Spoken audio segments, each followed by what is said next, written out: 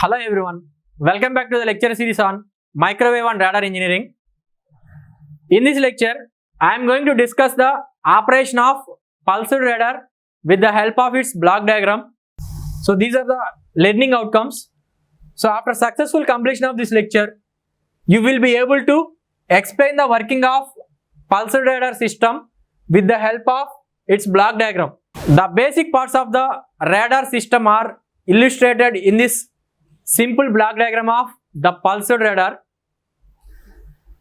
So the radar which operates with pulse signal, the radar which operates with pulse signal is called the pulsed radar.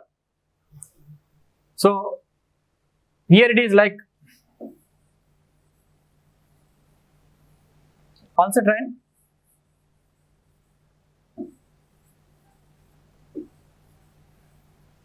So the radar which can operate with the pulse signal is called the pulsed radar. So the radar which operates with the pulse signal for detecting stationary targets. For detecting the stationary targets is called the basic pulsed radar or simply the pulsed radar. Here it uses the single antenna for both transmitting and receiving signals with the help of a duplexer. Okay. So the radar signal usually a repetitive train of short pulses is generated by the transmitter and radiated into the free space by the radar antenna. So the duplexer permits a single antenna to be time shared for both transmission and reception. Reflecting objects intercept and re-radiated a portion of the radar signal, a small amount of which is returned in the direction of the radar. So the returned echo signal is collected by the radar antenna and amplified by the receiver. If the output of the radar receiver is sufficiently large, detection of the target is said to be occur.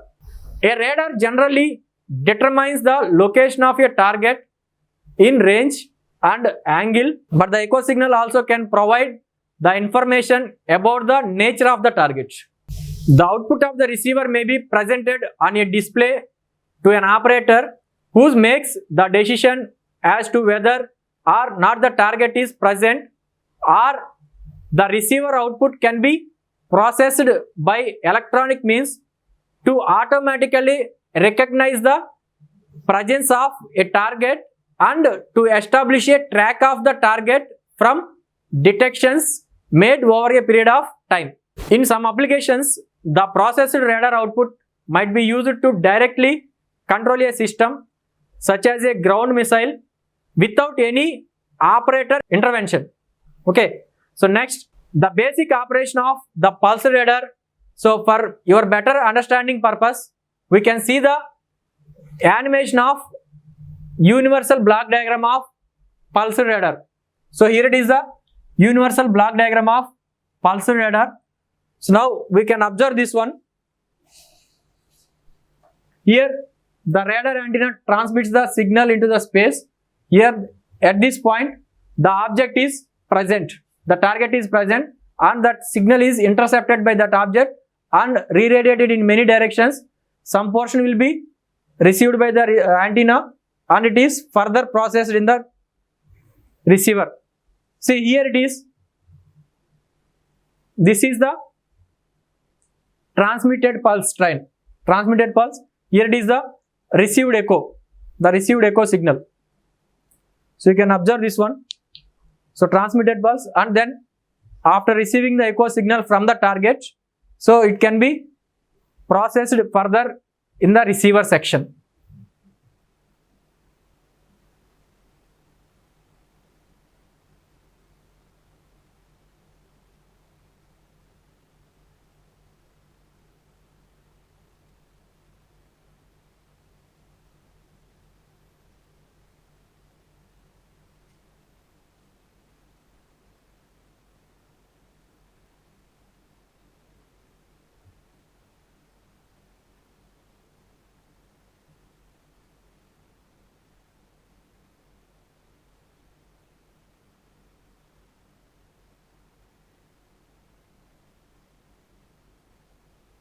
Now I will discuss each section of the pulse radar.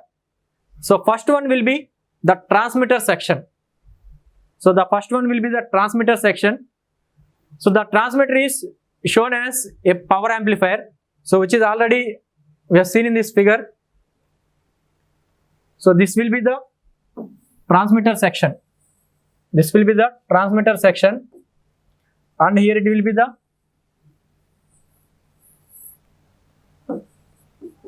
receiver section. So the duplexer, so it acts as like switch between the transmitting and receiving cases. So the single antenna is used on time sharing basis.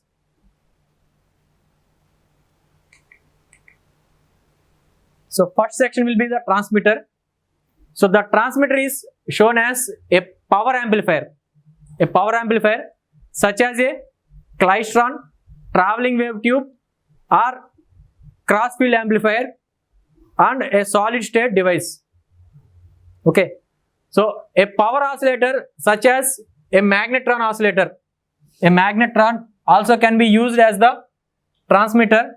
So but the magnetron usually is of limited average power compared with power amplifiers, especially the klystron, so which can produce much larger average power. The transmitter of typical ground-based air surveillance radar might have an average power of several kilowatts.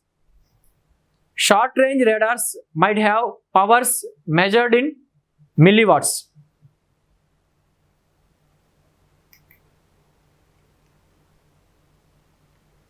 Radars for the detection of space objects and high frequency over the horizon radars might have average powers of the order of megawatts.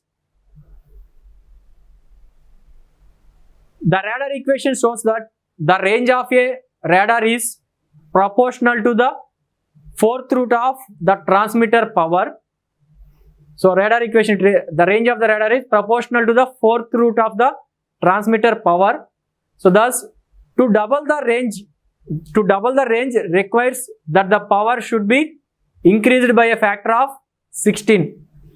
This means that there often it is a practical economical limit to the amount of power that should be employed to increase the range of the radar. Transmitters not only must be able to generate high power with stable waveforms, but they must often operate over a wide bandwidth with high efficiency and with long trouble-free life. So next section will be the duplexer. So as we know that the duplexer acts as a rapid switch,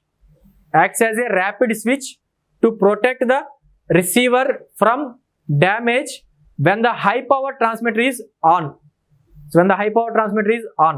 So on reception case, with the transmitter off, the duplexer directs the weak received signal to the receiver rather than to the transmitter. So duplexers generally some form of gas discharge device and may be used with solid state or gas discharge receiver protectors. A solid state circulator is sometimes used to provide further isolation between the transmitter and the receiver. So next section will be the antenna. The transmitter power is radiated into space by a directive antenna which concentrates the energy in a narrow beam. Mechanically steered parabolic reflector antennas and planar phased arrays both find wide applications in radars. So electronically steered phased array antennas are also used in the radars.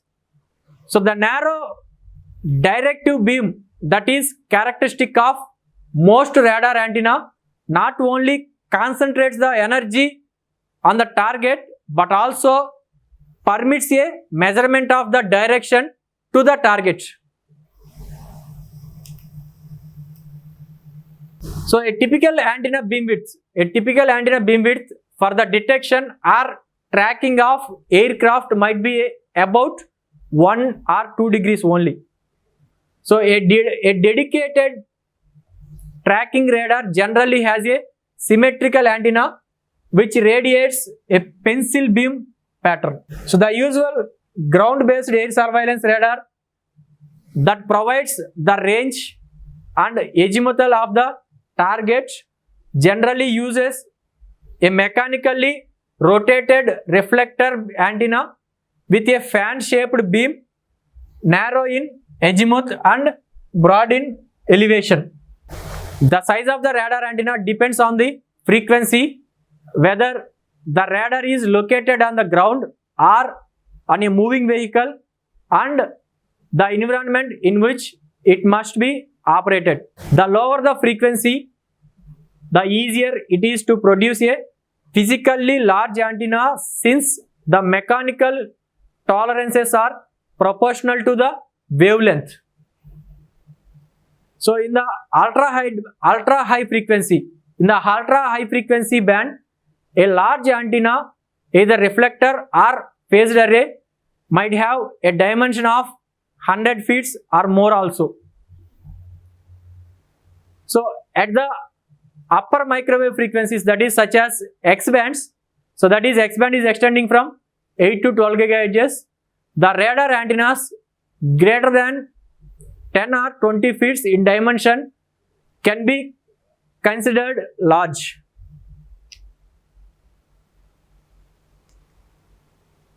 So next one will be the receiver section.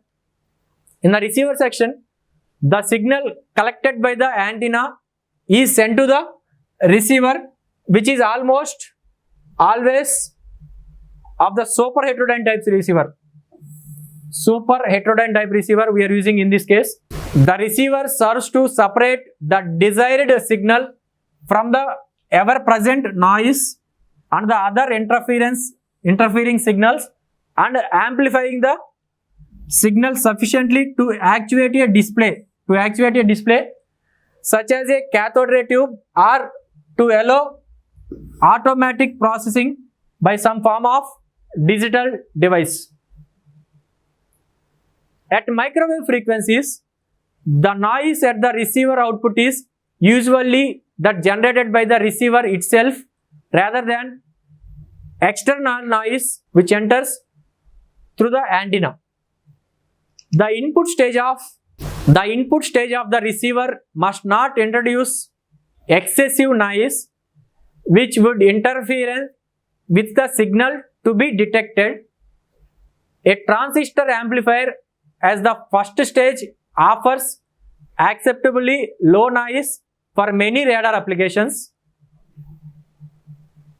A first stage receiver noise figure might be typically 1 or 2 dB. A low noise receiver front end, that is at the first stage, is desirable for many civil applications, but in military radars, the lowest noise figure attainable might not always be appropriate. In a high noise environment, whether due to unintentional interference or to hostile jamming, a radar with low noise receiver is more susceptible than one with high noise figure. When the disadvantages of a low noise figure receivers are to be avoided, the RF amplifier stage is omitted and the mixer stage is employed as the receiver front end.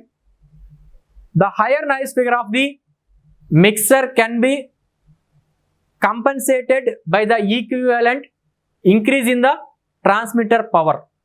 The mixer of the super heterodyne receiver translates the receiver RF signal to an intermediate frequency. The gain of the intermediate frequency amplifier results in an increase of the receiver signal level.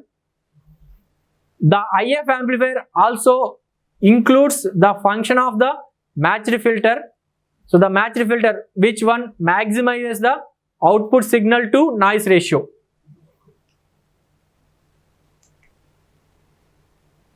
So maximizing the signal to noise ratio at the output of the IF maximizes the detectability of the signal. Almost all radars have a receiver which closely approximates the matched filter. So the second detector in the receiver is an envelope detector which eliminates the IF carrier and passes the modulation envelope. So the video amplifier raises the signal power to a level where it is convenient to display the information it contains. As long as the video bandwidth is not less than half of the IF bandwidth, there is no adverse effect on signal detectability. A threshold is established at the output of the video amplifier to allow the detection decision to be made. If the receiver output crosses the threshold, the target is said to be present. The decision may be made by the operator or it may be done with an automatic detector without an operator intervention. So next section will be the signal processing. It is considered to be the processing whose purpose is to reject undesired signals such as clutter and pass the desired signals due to targets. So it is performed prior to the threshold detector where the detection decision is made. So signal processing includes the matched filter and the Doppler filters in MTI and pulsed Doppler radars. So the pulse compression which is performed before the detection decision is made is sometimes considered to be signal processing. So the last one is data processing. This is the processing done after the detection decision has been made. So automatic tracking is the chief example of data processing. Target recognition is also the example, another example. So it is best to use automatic tracking with a good radar that eliminates most of the unwanted signals, so that the automatic tracker only has to deal with the desired target detections and not undesired clutter. When a radar cannot eliminate all nuisance echoes, a means to maintain a constant false alarm rate at the input to the tracker is necessary. So these are the references followed for this lecture.